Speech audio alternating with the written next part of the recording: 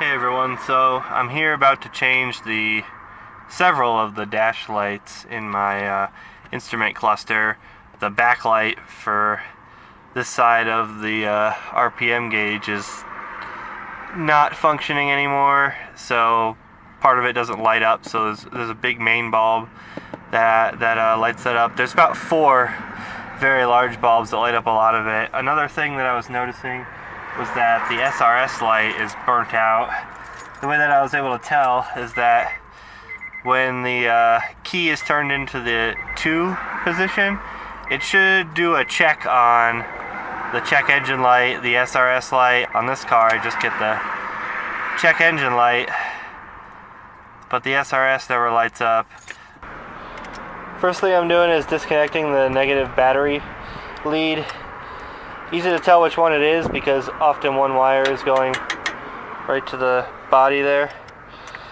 The reason I'm doing this is because sometimes bulbs will burn out. Other bulbs will burn out seemingly really randomly. Some people say that they never have an issue with it, but I have on more than one occasion gone in, changed the light bulb, put everything back together, turned it on, and then found that the light bulb I just changed was working, but something else was now out. And that's happened to me too many times. So now I just disconnect it, just to be safe. Alright, so time to begin this journey, as I call it, because it's a long, hardest instrument cluster I've ever had to remove. So it starts all the way back here is where you start with the console. So pop this up, and there's 2 screws under here. So get these out. 1 and 2. When I'm doing this, I like to just put all the screws in my cup holder, and this also comes out next because there's 1 screw under here. Don't want to forget this one. Alright, so to get this off, you kind of have to pull it from the back here, but it's easier to do with the parking brake up like that. So kind of pull it back to separate this. So I pull it straight back and then lift up and feed it off of that parking brake tool. Now the reason I had to do that was because I needed to get to these 2 screws.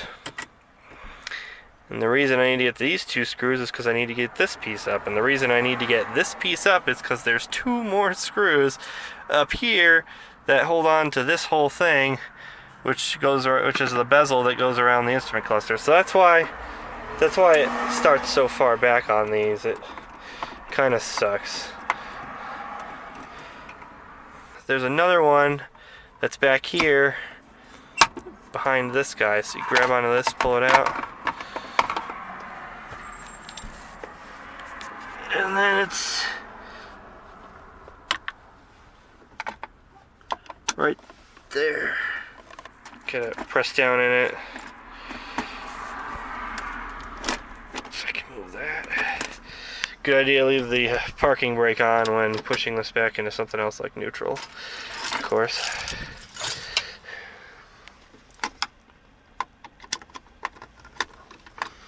Magnetic tip screwdriver will also go a long way here. Having this pulled back helps getting this off. There's a wire harness back here that I'm going to have to unclip now. Just kind of pull it forward. It's clipped at the top. Now there's 2 wires up here, one for the radio and another one for the hazard lights. The clip is down in here that holds that whole wire harness in. I don't know if you can see that real good. Right there, that gray one. So reach in there, unplug that, and it'll come off. So there's that. Okay, now all of that was just to get to 2 screws that are up in here. Right there. see one of them, and then there's another one over on this side. I'm just gonna go ahead and pull the radio out so I have the space to use my screwdriver like normal. I have an aftermarket stereo in here from a few years ago. The aftermarket bracket is bolted underneath here, and I think that's it, honestly. Let's see. Yeah, that's pretty much it. Now I can get those two screws out of there. Alright, so I got those two annoying screws out of there. So now, this needs to pop out. You pop it out from the bottom here. As you can see, mine's broken a bit. This plastic is getting pretty brittle. I got a replacement from the junkyard that's in good shape that I'm going to put in later. This needs to pop out and the cord needs to be disconnected. It only needs to be taken out because of the cord. There's a screw behind here that's going to be taken out. And then this needs to be popped out and the clip removed. And I think there's a screw behind this one as well.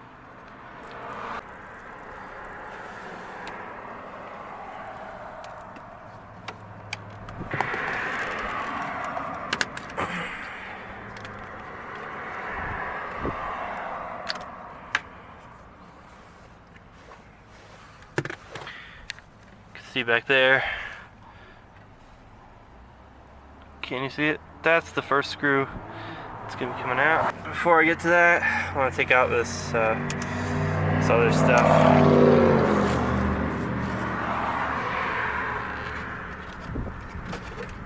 Just get it clipped off of there.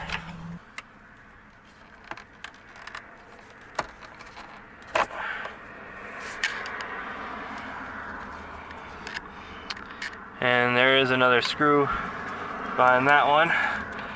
So start here. Magnetic screwdriver is really useful here. Just like that. Okay, so the last two screws are up here. There's one up here and one up here. I've already removed mine, so this should be free now with those out. So I'm going to drop this down to give some more space. Now if you have a hard time getting this off still, you can take this off and it'll give you a little bit more space, but I'm feeling pretty confident I can get it off with just tilting the steering wheel down. Alright, so I'm going to go ahead and grab it from the top a little bit here.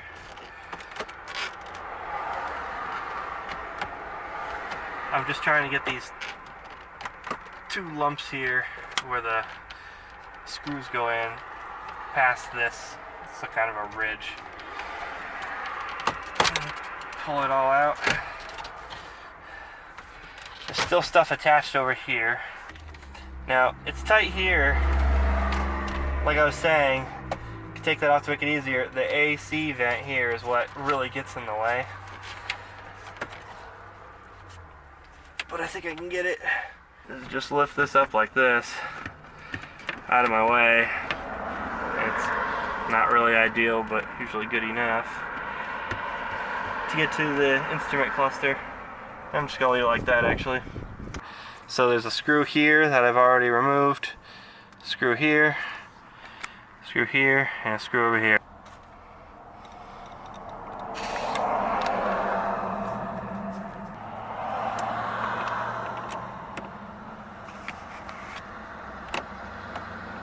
Alright, now once all the screws are out, you can grab it, pull it forward a little, but what I really need to do is tilt it downwards to get to these plugs at the top. So there's 1, 2, 3 plugs, and I want to pull those out of there.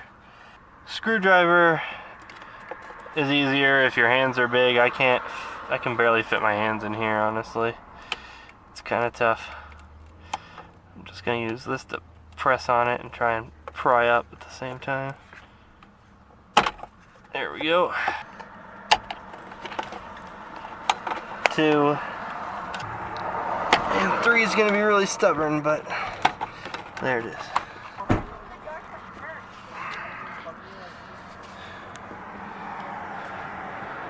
And out it comes. Alright, here's the back of my instrument cluster.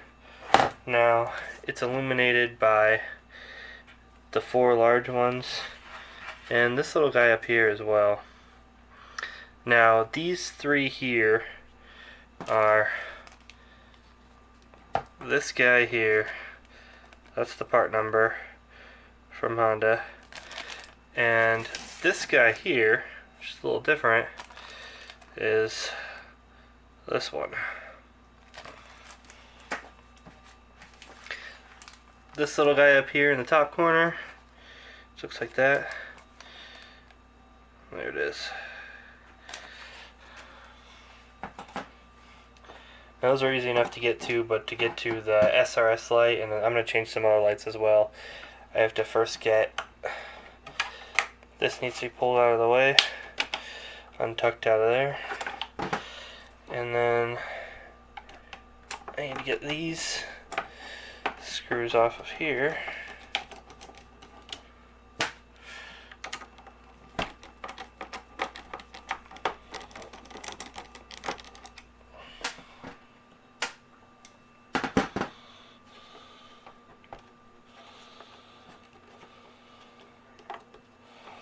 There's 2 clips on the top, so here's the clip right here. So pull that up. There's another one over here. Pull that off.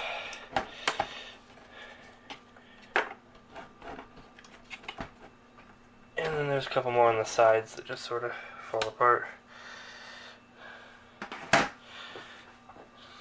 Now I get the next level off. Need to remove all of these little screws.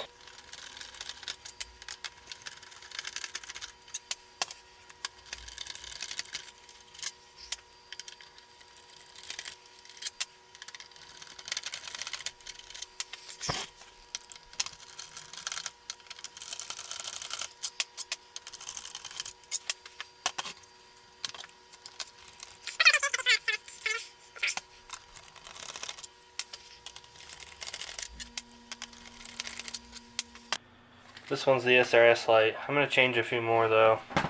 And all of these bulbs are that number there. So let's see, I'm going to do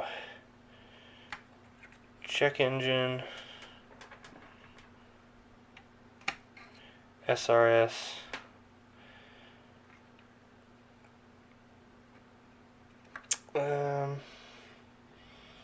I guess both the turn signals, and then I think I'm going to do the seatbelt one just because I've never seen it come on. So seems like it may not be working anymore. Actually, what the hell, I'm going to do the brake one too. Took out enough.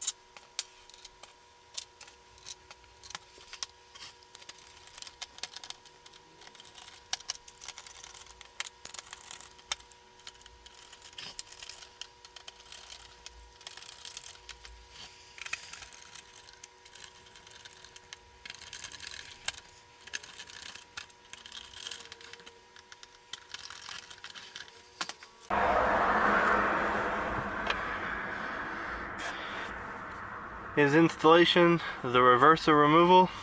Yep, pretty much. Now we get to put it all back together. So, slide it in sideways like that, pretty much the way it came out, and try and get it sort of close here.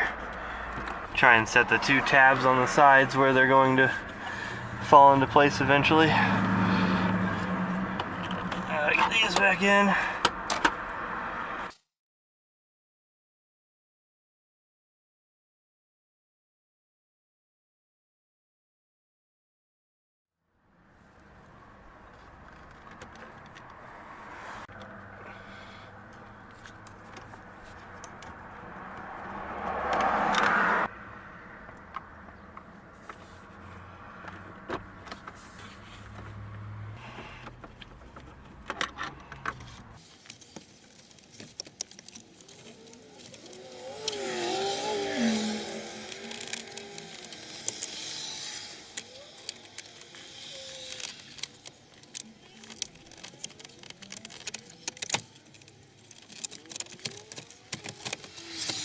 Alright, so it's back in with a bit of difficulty. If I had too much trouble, I would just go ahead and pop this off. The way that that comes off is there's 2 screws that hold it in. One's here, the other one's on the opposite side. Right here.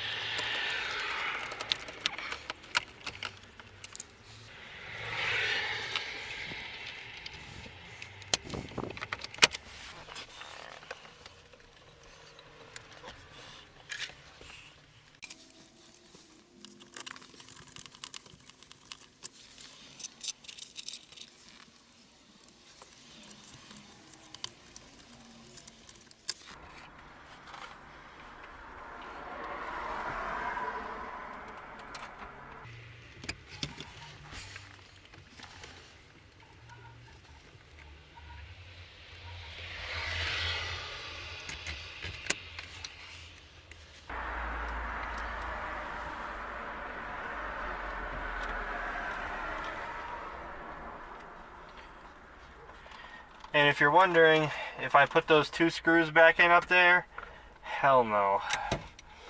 Because I don't want to have to take this all apart again if I ever need to change another bulb.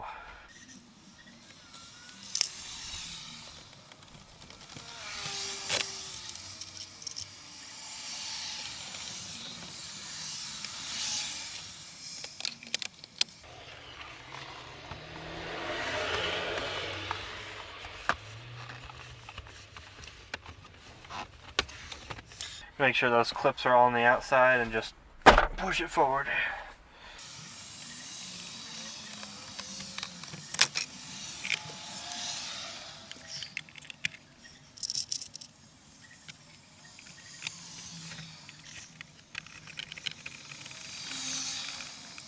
I hold kind of tight forward on this while I'm putting it in because I don't want too much of a gap up here between these 2 pieces. It just doesn't look good.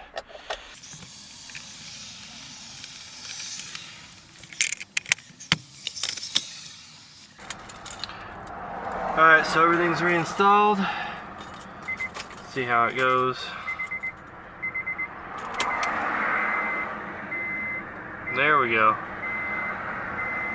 And the seatbelt light.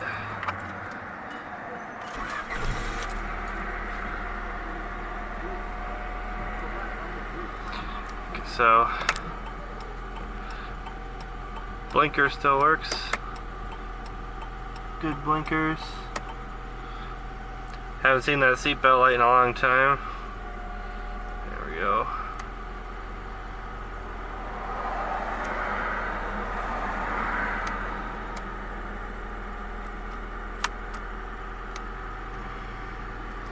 Now my SRS light is stuck on, so that's trying to tell me something. And the seatbelt buckle light is on. Let's see.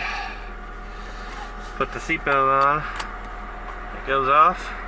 The seatbelt out. And it stays. Let's see. Oh, there we go. I have the feeling that that is probably what the SRS light is trying to tell me. That I have a seatbelt buckle issue. Anyways, thanks for watching.